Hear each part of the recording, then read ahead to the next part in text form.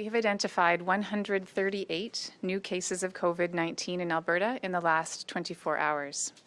The vast majority are in the Calgary zone, where we have increased testing over the past several days in order to identify opportunities to limit spread, given that this zone has consistently had the highest rates of illness. I anticipate we will have more information later this week about what this increased testing is showing us. This brings the total number of cases to 1,870. Of these, 914 people have recovered. This is 37 more than yesterday.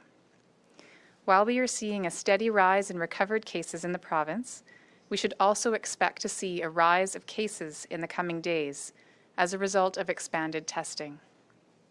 We have completed 2,868 COVID tests in the last 24 hours. Sadly, I must report 2 additional deaths from COVID-19. This includes 1 new death at the Mackenzie Town Continuing Care Facility. There have now been 21 deaths at this facility. The other death occurred at Shepherd's Care Kensington Facility in Edmonton. To the family and friends of these people, and to all who have recently lost loved ones to any cause, I offer my deep condolences.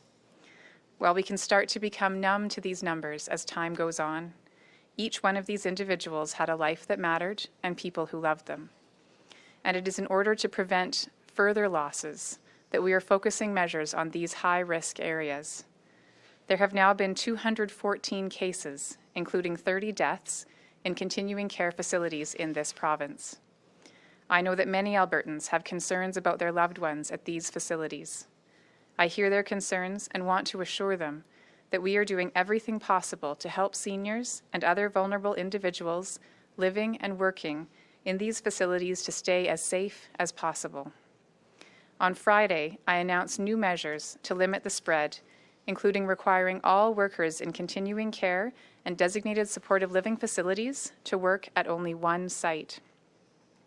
Work is underway to implement this in a way that also ensures facilities have enough staff to safely care for residents.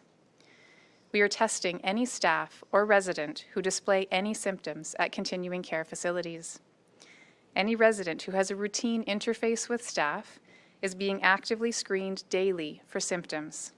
This includes a temperature check as well as questions and observations about their health. Staff in these facilities who need to be within 2 meters of others during the course of their work are required to wear face masks for the duration of their shift.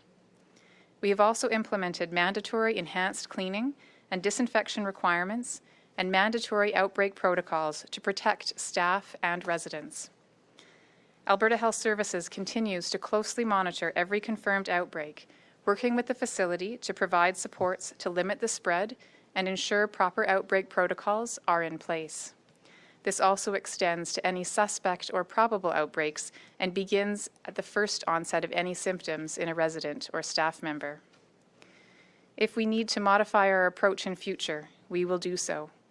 Protecting the health of residents and staff in these facilities is our top priority. We know from some other countries who have done a very kind of active finding when testing people, even people who don't have symptoms, that there are people who do test positive, many of whom in again, the case series that have been reported eventually do go on to have some symptoms.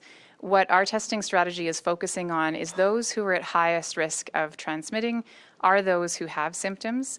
And so you will know that just yesterday we were able to expand our testing eligibility to anyone across the province who's experiencing any symptoms related to COVID-19.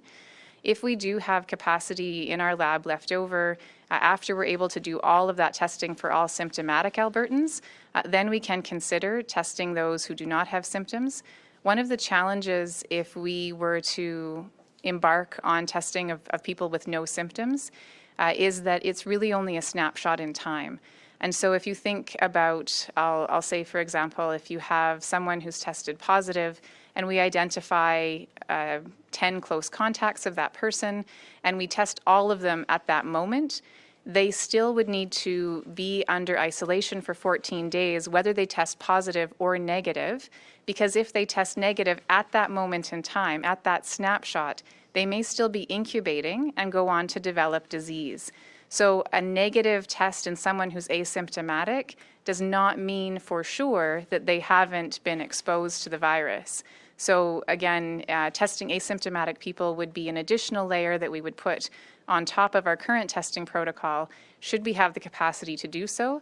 And we're currently discussing where strategically might be the best place to utilize that capacity if we still have enough after we complete this current expansion.